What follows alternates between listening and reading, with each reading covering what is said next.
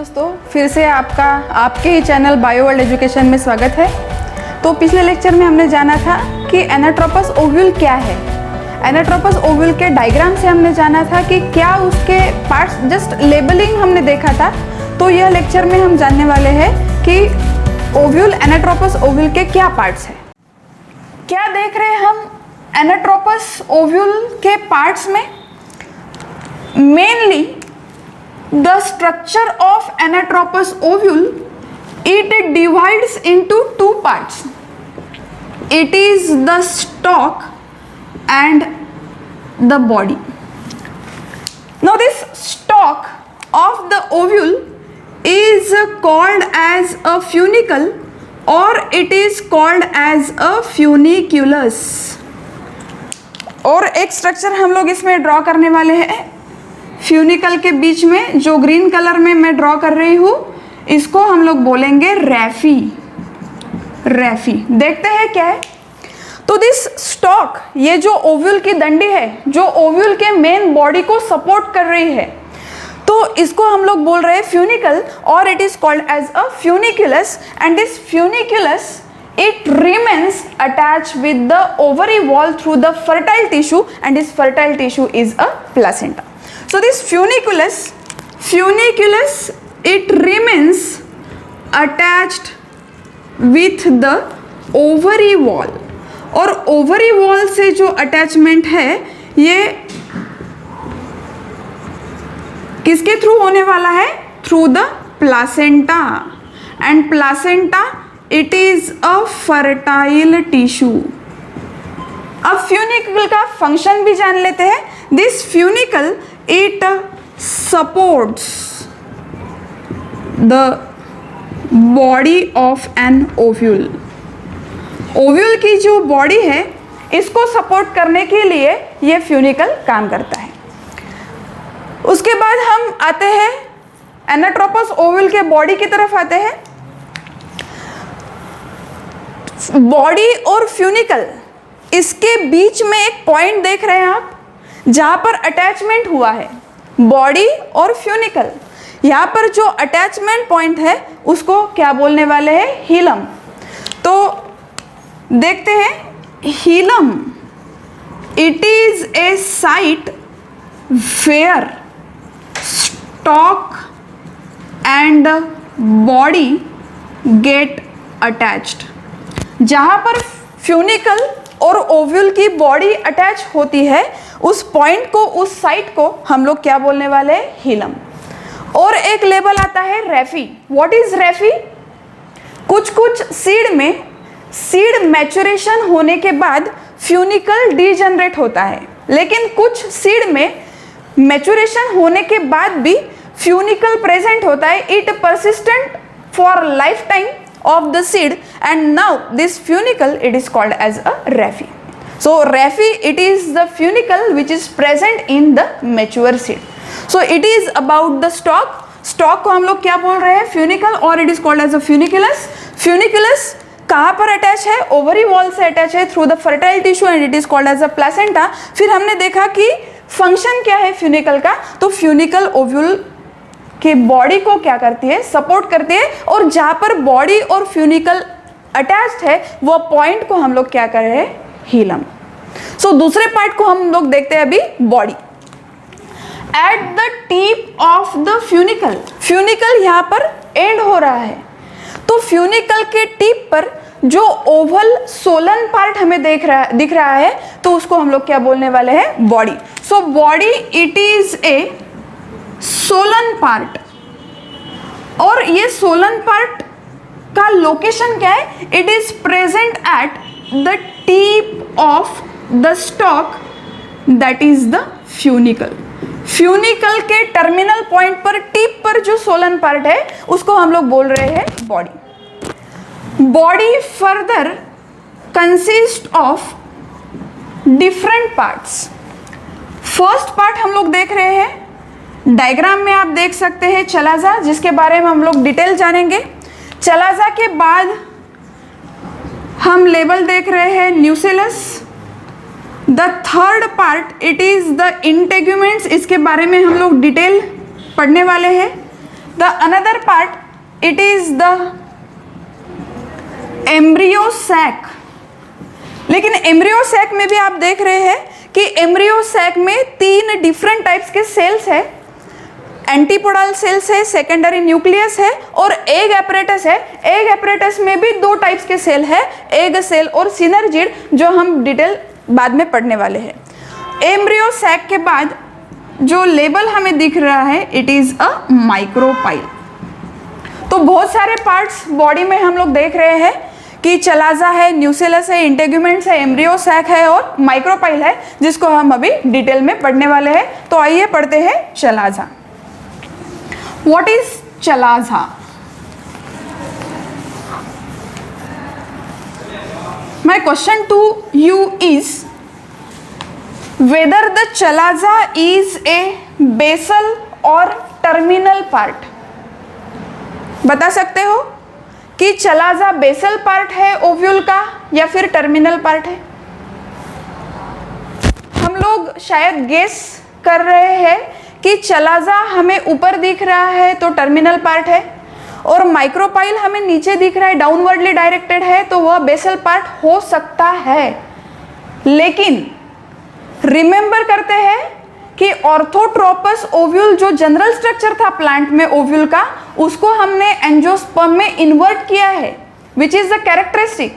सो micropyle जो है यह होगा टर्मिनल एंड ऑफ ओव्यूल, ठीक है, और चलाजा यह होगा बेसल एंड ऑफ ओव्यूल। इसमें अपोजिट क्यों हुआ है? क्योंकि ऑर्थोट्रोपस ओव्यूल की पोजीशन इन्वर्टेड हुई है, जिसको हम लोग एनाट्रोपस ओव्यूल बोल रहे हैं। इसलिए माइक्रोपाइलर एंड जो है टर्मिनल और चलाजल जो है वो है basal end of the ovule. So starting with the first part of the body of an ovule, it is the chalaza. और अभी अभी मैंने बताया है कि chalaza it is the basal end of ovule. Ovule का जो बेसल एंड है वह है chalaza. And you can see chalaza से अराइज हुई है this red coloured protective structure and these are called as a integuments. तो चलाजा का फंक्शन क्या है? चलाजा का फंक्शन हम लोग देखते हैं कि अराइवल ऑफ इंटेगुमेंट्स। चलाजा से इंटेगुमेंट्स का ओरिजिन होता है, अराइव होती है इंटेगुमेंट्स, और जिस साइड में चलाजा प्रेजेंट है उसको हम कहते हैं चलाजल एंड। बाकी कुछ फंक्शन नहीं है चलाजा का, बस 3 ही पॉइंट है कि चलाजा बेसल एंड है ओव्यूल का, यहाँ से इंटेगुमेंट्स अराइज होती है, उसके बाद जिस साइड में जिस एंड में चलाजा प्रेजेंट है उसको हम लोग बोलते हैं chalazal end. Second part, very important part of the body of an ovule, it is the nucellus. Again I am repeating, it is not nucleus, it is the nucellus. Nucellus आप उसका shape देख रहे हो, Oval central में है, तो central part of body. Nucellus के थोड़ा इनर साइड में जाते हैं तो यहाँ पर हम देख पा रहे हैं कि ग्रीन कलर के पॉलीगोनल सेल्स यहाँ पर प्रेजेंट है। तो nucellus it is made up of parenchymal cells. Diagram में देख रहे हैं आप, डायग्राम में जो हमें ग्रीन कलर के सेल्स दिख रहे हैं न्यूसेलस के अंदर, वह है पैरेनकाइमल सेल्स। नाउ न्यूसेलस का क्या फंक्शन है? It acts as a megasporangium proper. ऐसा ही कुछ वर्ड हमें आया था पिछले लेक्चर में, माइक्रोस्पोरेंजियम, लेकिन ये क्या है? मेगास्पोरेंजियम। माइक्रोस्पोरेंजियम में हमने पढ़ा माइक्रोस्पोरोजेनेसिस, तो मेगास्पोरेंजियम में हम लोग क्या पढ़ेंगे? मेगास्पोरोजेनेसिस। तो न्यूसेलस में क्या होने वाला है? Megasporogenesis, that is the formation of megaspore और डेवलपमेंट ऑफ फीमेल गमीटोफाइट। तो बहुत ही इंपॉर्टेंट पार्ट है ये ओव्यूल का। Nucellus it act as a megasporangium proper और act as a megasporangia in which megasporogenesis occurs, that is the formation of megaspore. आगे बढ़ते हैं।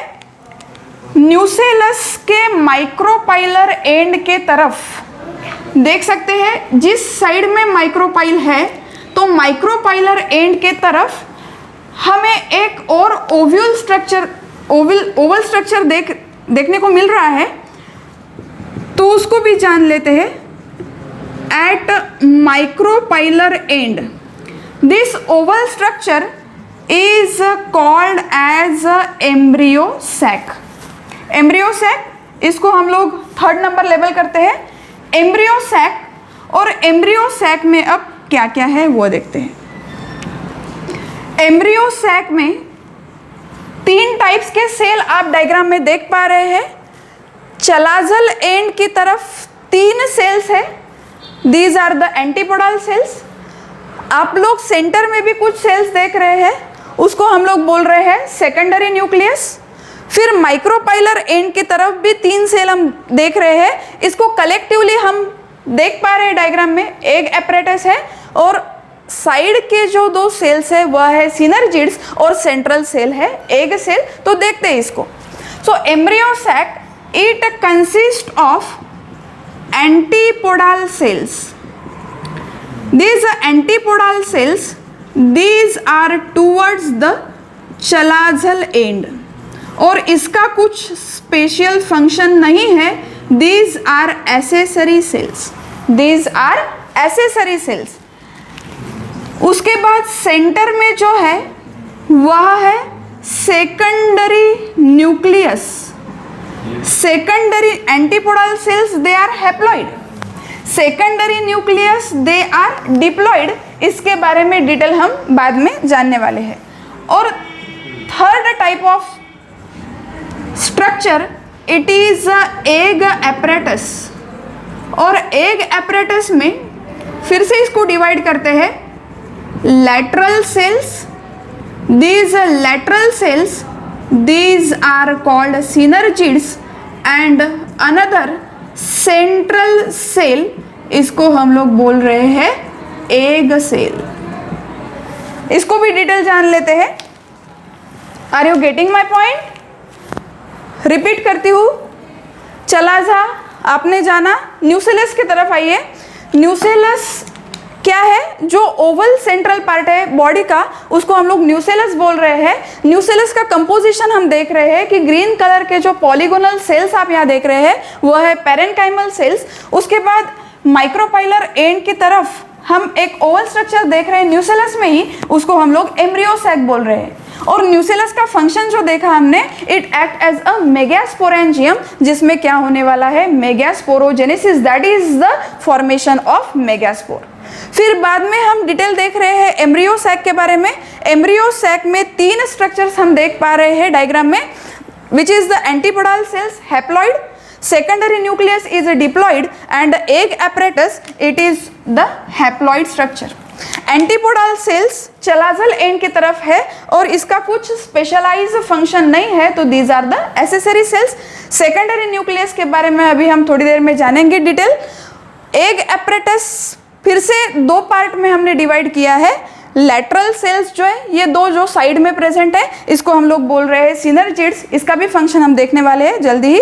और ये जो सेंट्रल सेल है इसको बोल रहे हैं हम egg cell. Is it clear? So आगे बढ़ते हैं, फंक्शन देखते हैं अभी एग एपरेटस का और सेकेंडरी न्यूक्लियस का। शायद आपको याद होगा और याद नहीं भी होगा तो आप प्रीवियस वीडियो देख सकते हैं, डेवलपमेंट ऑफ मेल गमीटोफाइट। तो इसके लिए आपको क्या करना पड़ेगा? चैनल को सब्सक्राइब करना पड़ेगा। अगर अभी तक चैनल को सब्सक्राइब नहीं किया है तो आगे के वीडियोस और आगे की जो सीरीज आने वाली है हर लेसन की, जो है अपडेटेड HSC सिलेबस से रिलेटेड, तो उसके लिए आपको क्या करना पड़ेगा? चैनल को सब्सक्राइब करना पड़ेगा। तो बढ़ते हैं आगे। तो हमने डेवलपमेंट ऑफ मेल गमीटोफाइट में देखा था कि 2 मेल गमीट्स हमारे पास थे। ठीक है, एक मेल गमीट हैप्लॉइड और दूसरा भी मेल गमीट हैप्लॉइड। तो यहाँ हमने देखा कि सेंट्रल सेल, हम लोग एग एपरेटस का फंक्शन देख रहे हैं, एग एपरेटस का फंक्शन देख रहे हैं। एग एपरेटस में सेंट्रल सेल डायग्राम में देख सकते हैं आप, यहाँ है secondary nucleus. Actually this secondary nucleus, these are the two polar nuclei। अब ये पोलार न्यूक्लियाई क्या होता है, ये फीमेल गमीटोफाइट के डेवलपमेंट में हम जानने वाले हैं। तो सेकेंडरी न्यूक्लियस में दो पोलार न्यूक्लियाई है जिसका फ्यूजन होता है जस्ट बिफोर द फर्टिलाइजेशन। तो इसलिए सेकेंडरी न्यूक्लियस का जो नेचर है वह है डिप्लॉइड। तो सेकेंडरी न्यूक्लियस के साथ एक मेल गमीट यहाँ आकर फ्यूज होता है। देखो समझ लेते हैं, सेकेंडरी न्यूक्लियस हमारा कैसे है 2n और मेल गमीट कैसे है n। तो यहाँ देखते हैं हम 2n प्लस n, यह होता है 3n, that is the triploid structure. And this triploid structure, it is the primary endosperm nucleus, primary endosperm nucleus। Repeating the point, हमारे पास सेंट्रल सेल क्या है, secondary nucleus, which is made up of two polar nuclei. ये diploid क्यों है, because these two polar nuclei fuses with each other just before the fertilization and it appears as a diploid structure। is it clear? ये diploid secondary nucleus के साथ haploid male gamete आकर fuse होता है during fertilisation और हमें यहाँ मिलता है ट्रिप्लॉइड स्ट्रक्चर, और इस ट्रिप्लॉइड स्ट्रक्चर को हम लोग बोलते हैं प्राइमरी एंडोस्पर्म न्यूक्लियस और it is called as a PEN। आगे बढ़ते हैं, अब आते हैं हम एग एपरेटस में दो सेल देखे हमने, एग सेल और सिनर्जिड्स। अब एग सेल कैसी है, यह है haploid. Haploid egg cell it fuses with the another male gamete, या क्योंकि यहां पर दो मेल गमीट है तो n प्लस n, यह हुआ 2n, and this 2n it forms the zygote। Is it clear? कैसे दो मेल गमीट्स का यूटिलाइजेशन हुआ है, कहाँ फ्यूज होता है, ये डिटेल हम डबल फर्टिलाइजेशन में देखने वाले हैं। लेकिन जैसे कि हम लोग फंक्शन देख रहे हैं एग एपरेटस और सेकेंडरी न्यूक्लियस का, तो यहाँ पर क्लियर करना जरूरी है। तो एग एपरेटस में जो सेंट्रल सेल है egg cell haploid fuses with the male gamete to form a diploid structure that is the zygote। And what is about synergids? Synergids, इसमें एक स्ट्रक्चर होता है जो हम लोग यहाँ पर दिखा नहीं सकते, which is internal, that is the filiform apparatus. Filiform apparatus, इसका क्या फंक्शन है, it attracts the pollen tube in the embryo sac.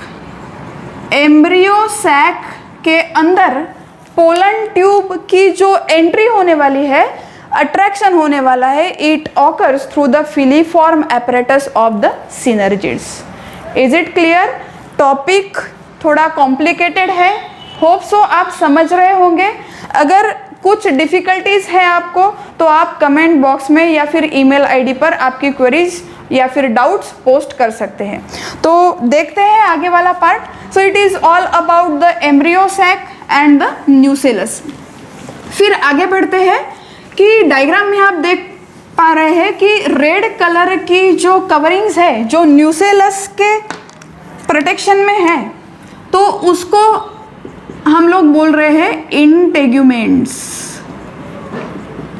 Integuments, these are the protective coverings. अब ये कवरिंग्स किसके सराउंडिंग में है, protective coverings of the nucellus. Nucellus के surrounding में है इंटेग्यूमेंट्स। यहाँ पर हम लोग देख रहे हैं दो इंटेग्यूमेंट्स हैं, दो इंटेग्यूमेंट्स है, एक है आउटर और दूसरी है inner. These integuments after fertilization, fertilization के बाद integuments it develops into seed coat, seed coat. और यहाँ जैसे हम लोग देख रहे हैं कि इंटेग्यूमेंट्स कितनी है, दो है, तो anatropous ovule is said to be the bitegmic ovule. इसको क्या बोलने वाले हैं हम, bitegmic ovule, as it possesses the two integuments outer and inner. और फर्टिलाइजेशन होने के बाद इंटेग्यूमेंट्स का डेवलपमेंट किस में होता है, सीड कोट में। अब दो इंटेग्यूमेंट्स है तो सीड कोट में भी दो लेयर होगी, outer and inner. This outer layer is called as a testa and inner layer is called as a tegmen. Outer layer is testa and inner layer is tegmen. Testa, it is a thick and resistant, while the tegmen is thin and transparent. Transparent. Is it clear? Okay. अब diagram में देखते हैं। आप एक छोटा सा difference देख पा रहे हैं डायग्राम में। इंटेग्यूमेंट्स ने पूरे न्यूसेलस को कवर किया है, लेकिन a small portion, excepted a small portion towards the embryo sac और the egg apparatus, and this small opening at which the covering of integument is absent, this small opening is called as a micropyle. So integument के बारे में आपको समझा होगा। तो last part of the body of an ovule, it is the micropyle. It is a small opening, और हम देख रहे हैं कि which is not covered by the integuments. जहां पर इंटेग्यूमेंट्स ने न्यूसेलस को कवर नहीं किया है, वहां पर हम एक स्मॉल पोर्शन देख रहे हैं, उसको हम लोग बोल रहे हैं माइक्रोपाइल। डायग्राम में देख सकते हैं आप। और जिस साइड में माइक्रोपाइल है उसको हम बोल रहे हैं micropylar end. Is it clear? अब माइक्रोपाइल का फंक्शन भी देखते हैं। फंक्शन, पहला फंक्शन है it acts as a passage for the entry of pollen tube. Pollen tube जो मेल गमिट को लेकर आने वाली है और एम्ब्रियो सैक में एंटर करने वाली है, वो एंट्री कहां से करेगी? Through the micropyle. It act as a opening for the entry of water during seed germination. जब सीड जर्मिनेशन होगा तो वाटर एंट्री भी कहां से होने वाली है? माइक्रोपाइल। और थर्ड फंक्शन है it act as a passage for